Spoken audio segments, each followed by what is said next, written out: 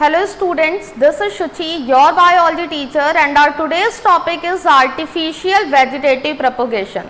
So इसको बताने से पहले मैं आपको पिछली जितनी भी वीडियोस बताई हूँ उसको थोड़ा सा रिवाइज करा दूँ. मैंने आपको रिप्रोडक्शन बताया था कि रिप्रोडक्शन में क्या होता है, न्यू ऑर्गेनिज्म डेवलप होता है फ्रॉम द पेरेंट. इसके मैंने आपको टाइप्स बताए थे, sexual reproduction, asexual reproduction. Sexual में दोनों पेरेंट्स की इन्वॉल्वमेंट होती है, वाइल एसेक्सुअल में केवल एक पेरेंट्स की इन्वॉल्वमेंट होती है. फिर मैंने आपको एसेक्सुअल के डिफरेंट टाइप्स बताए थे. वेजिटेटिव प्रोपगेशन मैंने आपको बताया था, नेचुरल वेजिटेटिव प्रोपगेशन बताया था.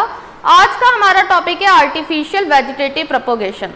तो सबसे पहले तो मैं आपको बता दूं कि आर्टिफिशियल वेजिटेटिव प्रोपगेशन का मतलब क्या होता है. जैसा कि मैंने आपको बोला, vegetative propagation means what, vegetative part से मतलब रूट, स्टेम या लीफ से जब न्यू ऑर्गेनिज्म डेवलप होगा तो उसे हम वेजिटेटिव प्रोपगेशन कहते हैं. नेचुरल में क्या हो रहा था कि नेचुरली अपने आप ही एक ऑर्गेनिज्म से दूसरा ऑर्गेनिज्म डेवलप हो रहा था. मतलब मैंने आपको आलू का एग्जांपल दिया था ट्यूबर में, तो पोटैटो से क्या हो रहा था, उसकी आई से कई सारे प्रोट्यूबरेंस निकल रहे थे जिससे एक न्यू प्लांटलेट डेवलप हो जा रहा था. आज हम आपको आर्टिफिशियल मैनर बताने वाले हैं. आर्टिफिशियल का मतलब क्या होता है आप इसको समझो. आर्टिफिशियल मैनर में स्टूडेंट्स जितने भी आर्टिफिशियल तरीके होते हैं यानी कि मैन मेड तरीके होते हैं उनसे नया ऑर्गेनिज्म डेवलप किया जाता है. कॉमर्शियल पर्पस के थ्रू मेनली इसका यूज किया जाता है. जितने भी हॉर्टिकल्चरिस्ट होते हैं वो इसका यूज बहुत ज्यादा करते हैं. फिलहाल अब हम कंटिन्यू करते हैं अपने टॉपिक को, जो कि क्या है, आर्टिफिशियल वेजिटेटिव प्रोपगेशन है. जो कि मैंने आपको क्या बोला, that it is the kind of propagation और the reproduction in which the new organism develop artificially, or you can say that by the induction of humans to produce the new organism. Clear. अब हम आपको इसके types के बारे में बता दें. फिलहाल मैंने मेनली यहाँ पे आपको कई सारे टाइप बताए हुए हैं, जैसा कि पहला है cutting, the second one is grafting, third is layering and the fourth one is tissue culture. One by one हम आपको इसके बारे में बताते जाएंगे जो आपको बहुत ही इजीली समझ में आ जाएगा. सबसे पहला हमारा क्या है, कटिंग. देखो यहाँ पे कटिंग में मैंने बताया हुआ है कि इसमें हम क्या करते हैं, प्लांट के पोर्शन को कट करते हैं और उसको फिर सॉइल में रूट कर देते हैं. मतलब आपके पास एक पौधा है, आपको उसको कटिंग के थ्रू अगर ग्रो कराना है. मैंने आपको क्या बोला, आर्टिफिशियल तरीके में किसका, ह्यूमंस का यूज हो रहा है. नेचुरली कोई भी प्लांट ग्रो नहीं कर रहा है, ह्यूमंस के थ्रू उसको इंड्यूस किया जा रहा है, ग्रो किया जा रहा है. तो यहाँ पे क्या करना है आपको, एक अगर आपके पास पौधा है, आपने उसका एक प्लांट का एक पर्टिकुलर पार्ट कट किया. अच्छा, कटिंग में आप रूट, स्टेम, लीफ किसी का भी यूज कर सकते हैं. यहाँ पे मेनली आपको मैंने स्टेम का दिखाया हुआ है कि ये आपके पास एक प्लांट था, आपने क्या किया, इसकी एक स्टेम जो है कट कर ली, which is approximate 10 to 15 centimetre की आपने स्टेम को कट कर लिया. और इस स्टेम को कट करने के बाद आपने इसको क्या किया, सॉइल में ग्रो करा दिया. तो ये क्या तरीका हो गया, हमारा कटिंग का हो गया एग्जाम्पल. अच्छा, एक चीज और, यहाँ पे मैंने आपको कई सारे हार्मोन्स के बारे में बताया हुआ है. IA यानी कि indole acetic acid, indole butyric acid. तो ये सारे जो हार्मोन्स होते हैं वो किस लिए आते हैं इस्तेमाल में, वो जो है, जैसा कि अगर आपने स्टेम कट किया तो इसकी रूटिंग आने में, जड़ निकलने में बहुत टाइम लगता है. और अगर एक बार जड़ निकल गई तो फिर बहुत जल्दी प्लांट ग्रो करने लगते हैं. तो कटिंग में जैसे ही आपने ये स्टेम को लिया, स्टेम को कट किया, आप यहाँ पे अगर इन हार्मोन्स का स्प्रे कर दोगे और फिर इसको सॉइल में डग इन करोगे तो इसमें से बहुत ही जल्दी रूट निकलने लगती हैं. यहाँ पे मैंने इसीलिए लिखा हुआ है कि ये हार्मोन्स किस लिए यूज होते हैं, ये रूटिंग को प्रमोट करते हैं. तो ये एक बहुत ही इंपॉर्टेंट बात है जो आपसे कई सारे कॉम्पिटेटिव एग्जाम में भी पूछा जा सकता है कि वो कौन से हार्मोन है जो कि रूटिंग में हेल्पफुल होते हैं. तो आपका आंसर IA, IB, NA कुछ भी आप लिख सकते हो. क्लियर. एग्जाम्पल, किन किन प्लांट्स में हम कटिंग कर सकते हैं, ये देखो यहाँ पे रोज है, शुगर केन है, ग्रेप्स है. आपने देखा यूजुअली रोज का तो हम लोग नॉर्मली करते हैं. आपके पास रेड कलर के रोज हैं, आपके पड़ोसी के पास व्हाइट कलर के, आप धीरे से उनके घर में गए, क्या किए, उनकी कटिंग ले आए, कट कर लिए उस पर्टिकुलर रोज प्लांट की और उसको अपने सॉइल में लगा दोगे तो क्या होगा, फर्दर आपके पास भी कटिंग के थ्रू एक नया प्लांट मिल जाएगा। तो ये आपने ऐसा किया है, तो ये किस मेथड में आ गया, आर्टिफिशियल वेजिटेटिव प्रोपगेशन में आ गया। शुगर केन, नॉर्मली जिन्होंने शुगर केन को ग्रो कराया है उन्हें पता होगा, शुगर केन आपका इस तरीके का शुगर केन होता है भाई, जहां पे ये वाला पोर्शन जहां पे नोड होते हैं, गांठें पाई जाती हैं, इन्हें नोड बोलते हैं, इस वाले को इंटरनोड कहते हैं। शुगर केन की कटिंग को भी अगर आप सॉइल में ग्रो करा दोगे, कुछ टाइम के बाद क्या होता है, फर्दर वो पूरा का पूरा प्लांट ग्रो कर जाता है। तो ये सारे किसके एग्जाम्पल हो गए, कटिंग के एग्जाम्पल हो गए। अब हम नेक्स्ट टॉपिक पे बढ़ते हैं, जो कि हमारा क्या है, ग्राफ्टिंग है।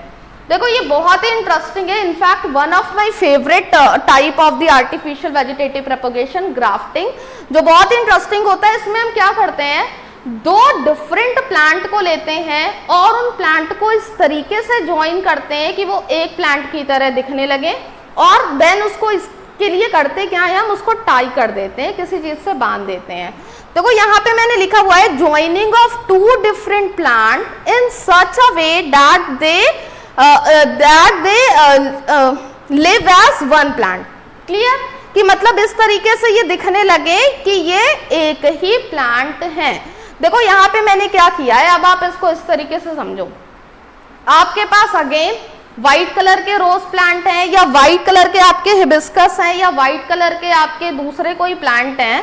तो ये देखो यहाँ पे मैंने दिखाया हुआ है, तो ये आपके पास प्लांट है, आपके फ्रेंड के घर में क्या है, दूसरा रेड कलर का है। अब आपको चाहिए कि ग्राफ्टिंग मेथड के थ्रू आपका प्लांट भी बहुत ही अच्छा हो जाए, बहुत ही डिफरेंट रेड कलर के फ्लावर्स को देने लगे। तो आप क्या करोगे, उसके घर से अगेन आप चोरी करके ले आओगे, वो वाला प्लांट कट कर दोगे और इसको इस तरीके से रखोगे, प्लेस करोगे। अच्छा, एक बात का आप ध्यान दें, ग्राफ्टिंग में जब भी हम यूज करेंगे बेटा, तो ये आपका था प्लांट जो कि पौधे में लगा हुआ है, आप इसको इस तरीके से कट कर दोगे, और दूसरा जो आप दूसरे के घर से लेके आ रहे हो उसको भी इस तरीके से कट कर दो, ताकि ये एक दूसरे पर प्लेस हो सके। जब ये एक दूसरे पे प्लेस हो जाएगा, आपको क्या करना है, इसको बांध देना है। देखो यहाँ पे मैंने बांध के दिखाया हुआ है, और फिर क्या होगा, यहां से नई ब्रांचेस निकलने लगेंगी जिसमें कि रेड कलर के फ्लावर्स होते हैं। इसके बाद जो सबसे इंपॉर्टेंट बात है ग्राफ्टिंग में, वो ये है कि जो पौधा आपकी रूट से लगा हुआ है, यानी कि आपके घर का जो पौधा था, उसको हमने क्या कहा, स्टॉक बोला। जो रूटेड पार्ट होगा, प्लांट होगा, उसको हम क्या कहेंगे, स्टॉक कहेंगे। अब इसको एग्जांपल इस तरीके से समझो, भाई आपके घर में ढेर रखा हुआ है, आपके घर में स्टॉक रखा है, क्योंकि वो प्लांट आपके पास है, रूटेड प्लांट है, मतलब कि वो क्या हो गया, स्टॉक है। अब आप जो दूसरे के घर से ला रहे हो वो क्या है, सियान है। सियान, SCION, ये क्या है, ग्राफ्टेड पार्ट है, यानी कि जिसको आपने जोड़ा है, बांधा है, और कुछ टाइम के बाद, कुछ वीक्स में क्या होता है, यहां से नई ब्रांचेस निकलने लगती हैं। इस मेथड में जो रूटेड प्लांट है वो न्यूट्रिएंट तो यहां से लेगा, लेकिन जो भी फ्रूटिंग होगी, फ्लावरिंग होगी, वो न्यू वाले ब्रांचेस से होती है। क्लियर। थर्ड हमारा टाइप है लेयरिंग का।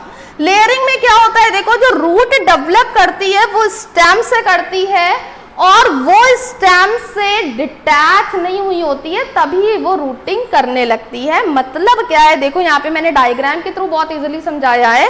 ये आपका पूरा का पूरा प्लांट है, इस प्लांट की ये वाली स्टेम क्या थी, फ्लेक्सिबल थी थोड़ी। ये क्या करोगे आप, बेंड कर दोगे सॉइल में। सॉइल में बेंड करने के बाद क्या होगा, देखो इधर, जैसे ही आपने इसको सॉइल में बेंड कर दिया, इसको आधा पोर्शन ऊपर लेके गए, यहां से न्यू रूट निकलने लगती है।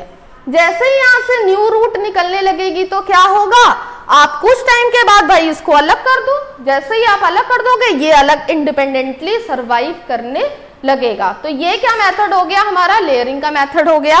देन आता है tissue culture, which is the most important. अच्छा भाई, हम यहाँ पे एग्जाम्पल नहीं बताए, आप देख लो। ग्राफ्टिंग में हिबिस्कस यानी गुड़हल, रोज, मैंगो, पीचेस। अच्छा एक बात मैं और बता दूं, ग्राफ्टिंग जो है वो जितने भी फ्रूटिंग प्लांट होते हैं, जितने भी नहीं कह सकते, मैक्सिमम फ्रूटिंग प्लांट में आप अप्लाई कर सकते हो, वेदर वो गुआवा हो या मैंगो हो या ग्रेप्स हो, कुछ भी हो, ठीक है, या पीचेस हो। नेक्स्ट आता है हमारा लेयरिंग। लेयरिंग में मैंने आपको बता दिया कि क्या करते हैं, जो स्टेम की ब्रांच जो है सबसे नीचे वाली होगी, अगर फ्लेक्सिबल होगी, आप उसे ऐसा नहीं कि नीचे करो, जमीन में करो तो वो टूट जाए, वो फ्लेक्सिबल होगी, आप इजीली क्या करोगे, उसकी एक ब्रांच को जमीन के अंदर इस तरीके से डाल दोगे कि आधा पोर्शन उसका ऊपर आए। जितना जमीन के अंदर होगा उसको आप सॉइल से ढक दोगे। ढकने के बाद कुछ वीक्स में क्या होगा, उस ढके हुए पोर्शन से रूट निकलने लगते हैं। देखो ये वाला हमारा पेड़ था, इसको आपने ब्रांच को सॉइल के अंदर कर दिया, थोड़ा भाग ऊपर रहा, यहां से कुछ टाइम के बाद क्या होगी, रूट निकलने लगेगी। तो इस तरीके से भी हम एक साथ कई सारे प्लांट को ग्रो कर सकते हैं।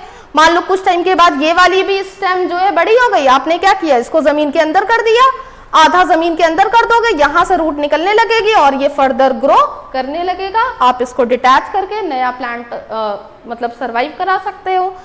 फिर मैंने आपको बोला टिश्यू कल्चर, जो कि मोस्ट इंपॉर्टेंट है।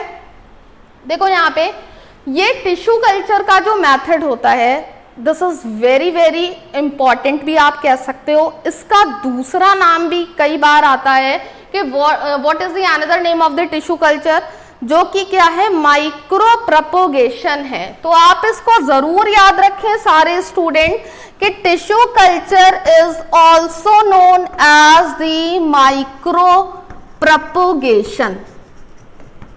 देखो इस मेथड में क्या होता है, यहां पे देखो मैंने लिखा हुआ है, a method of biological research in which tissue are transfer to an in vitro condition to produce the new plant. मतलब ये बायोलॉजिकल प्रोसेस है, बायोलॉजिकल रिसर्च का प्रोसेस है, जिसमें हम टिश्यू क्या होता है भाई, ग्रुप ऑफ सेल होते हैं, ग्रुप ऑफ सेल को लेते हैं और उसको ट्रांसफर कर देते हैं इन विट्रो में, यानी कि लेबोरेटरी में होगी ये पूरी की पूरी प्रोसेस। ऐसा नहीं कि तुम लोग ये करने लगोगे, साइंटिस्ट के थ्रू परफॉर्म होगी, या आप भी कर सकते हो आगे फर्दर स्टडीज करके, ठीक है। तो इससे फिर न्यू प्लांट ग्रो करता है। अब आप इसको डायग्राम से समझोगे तो बहुत इजीली समझ में आ जाएगा। देखो यहाँ पे हमारे पास एक पौधा था, मेन प्लांट था, हमने क्या किया, इसकी अपर टिप से एक पर्टिकुलर सपोज लीफ ले ली।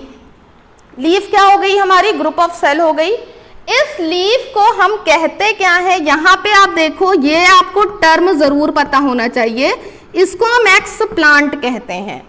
इस एक्स प्लांट को हम न्यूट्रिएंट मीडिया कल्चर में डालेंगे, ऐसे कल्चर में डालेंगे, न्यूट्रिएंट मीडिया में डालेंगे जिसमें कि वो सारी चीजें प्रेजेंट हैं जो कि किसी भी प्लांट को सरवाइव करने के लिए जरूरी होती हैं, नेसेसरी होती हैं।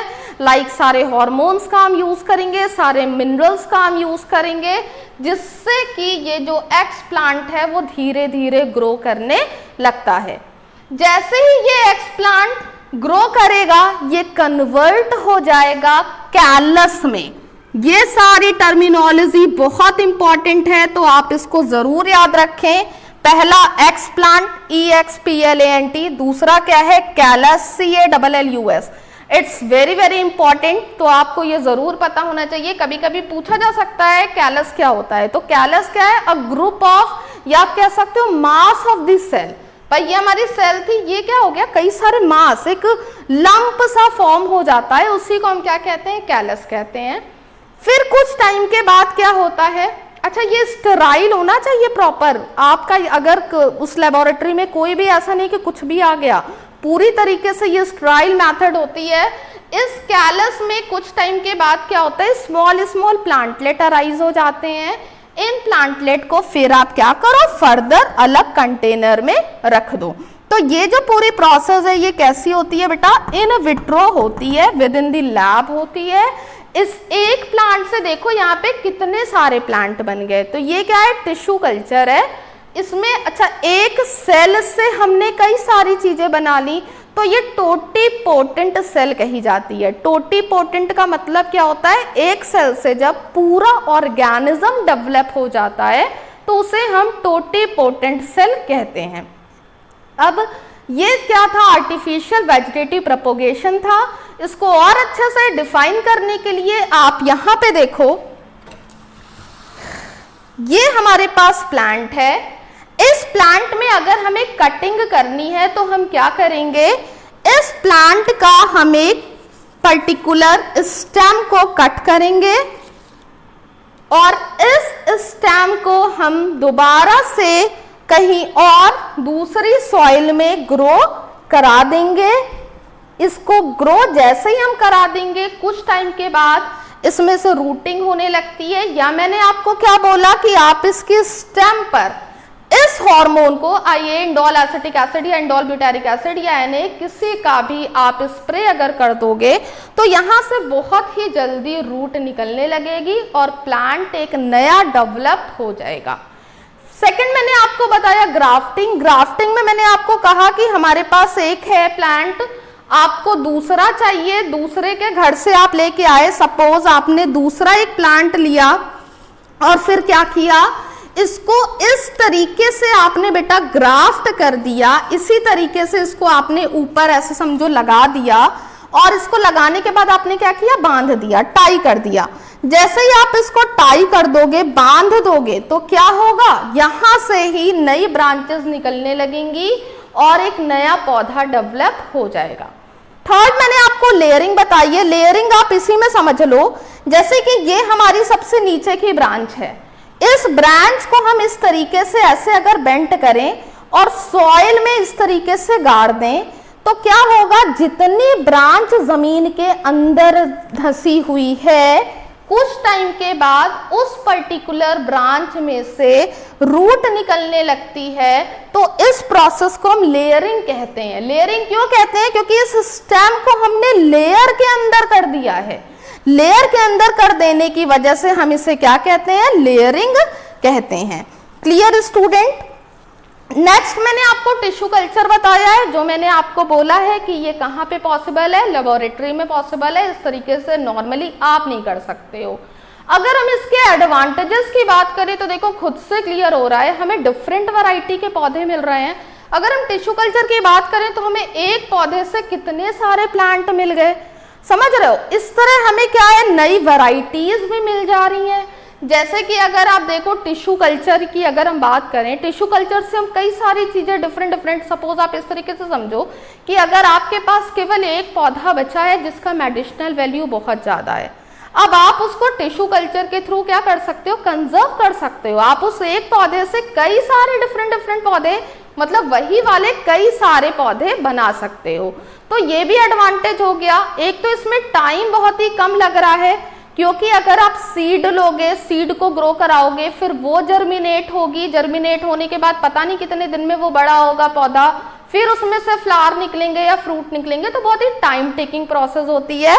नेक्स्ट मैंने आपको एक कटिंग बताया, जिसका मैंने आपको बता दिया पीस ऑफ प्लांट लेते हैं। ग्राफ्टिंग में हम 2 डिफरेंट प्लांट को ग्राफ्ट करते हैं, जोड़ देते हैं, जिसमें से रूटेड वाला क्या होगा, स्टॉक, और जिसको हम ग्राफ्ट कर रहे हैं, जोड़ रहे हैं, वो क्या होगा, सियान। लेयरिंग में मैंने आपको बोला क्या करते हैं, सबसे नीचे की ब्रांच को हम, अच्छा लेयरिंग 2 तरीके की होती है, माउंड लेयरिंग, एयर लेयरिंग। अगर हम जमीन के अंदर कर रहे हैं इसको, ये क्या है, माउंड लेयरिंग है। अगर हम ऊपर कहीं पे कर रहे हैं, इसकी ब्रांच को थोड़ा सा खुरुच दे रहे हैं, खुरुचने के बाद क्या कर रहे हैं, हम यहाँ पे इसको बांध दे रहे हैं, और जो इसके ऊपर अलग ब्रांच है यहाँ पे हम कोई एक कंटेनर रख दे रहे हैं जिससे इस पे धीरे धीरे पानी गिरता रहे, तो वो क्या हो जाएगा, एयर लेयरिंग हो जाएगा। फिर क्या मैंने आपको बताया, टिश्यू कल्चर बताया। So these are the all the artificial vegetative propagation type in which मैंने आपको बोला cutting, grafting, layering and tissue culture are there. So I hope कि आपको ये समझ में आ गया होगा। It's all for today. Thank you students.